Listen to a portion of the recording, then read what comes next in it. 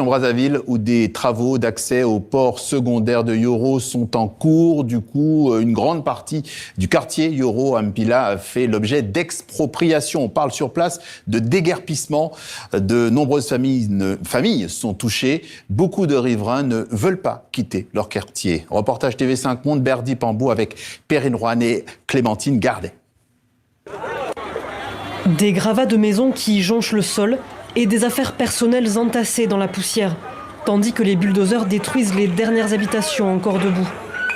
À Mpila, dans le 6e arrondissement de Brazzaville, les autorités congolaises ont lancé une vaste opération de déguerpissement. À 80 ans, Thomas Ngompali vient de voir démolir la maison dans laquelle il a vécu toute sa vie. Ça m'a fait très mal. On est venu m'annoncer que je devais quitter ma maison, alors que je n'ai jamais reçu les frais d'indemnisation. Aujourd'hui, on me demande de laisser ce terrain, alors que toutes mes affaires sont encore à l'intérieur. Ça peut provoquer une grande émotion et me tuer si la tension augmente. 420 familles sont concernées par cette opération d'expropriation.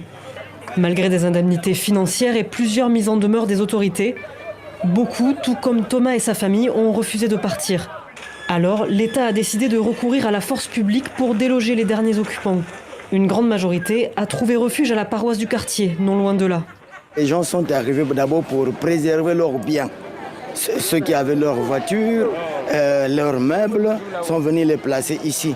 Ceux qui avaient leurs tentes ont passé la nuit à la Belle Étoile. Maintenant, ceux qui n'avaient pas de tentes, nous avons l'hangar de l'autre côté là-bas. Ils étaient là-bas. Cette mesure de déguerpissement s'inscrit dans un vaste programme de désengorgement de la circulation dans la capitale, notamment afin d'améliorer l'accès au port secondaire de Yoro. Les autorités l'assurent, il s'agit d'un projet d'utilité publique et tout se serait fait dans les règles. Les indemnisations ont été faites. S'il reste peut-être une dizaine, une douzaine de personnes qui ne souhaitaient pas récupérer leur argent, mais je leur dis simplement que ces sommes sont disponibles à la Banque Postale. Ils remplissent toutes les conditions, ils vont toucher leur argent. Certains habitants ont cependant dénoncé des montants insuffisants par rapport aux valeurs de leurs biens. Le quartier Mpila est tristement connu pour les explosions du dépôt de munitions en 2012 qui avait transformé la zone en quartier fantôme pendant plusieurs années. Des gravats de maisons qui jonchent le sol et des affaires personnelles entassées dans la poussière, tandis que les bulldozers détruisent les dernières habitations encore debout.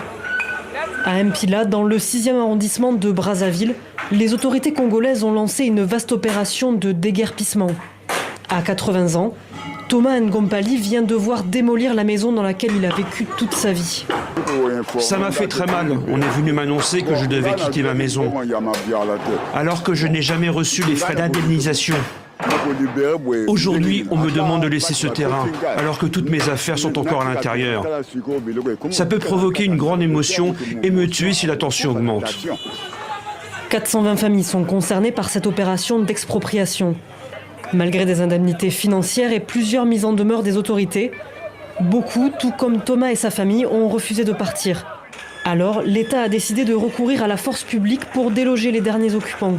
Une grande majorité a trouvé refuge à la paroisse du quartier, non loin de là. Les gens sont arrivés d'abord pour préserver leurs biens. Ceux qui avaient leurs voitures, leurs meubles, sont venus les placer ici. Ceux qui avaient leurs tentes ont passé la nuit à la Belle Étoile.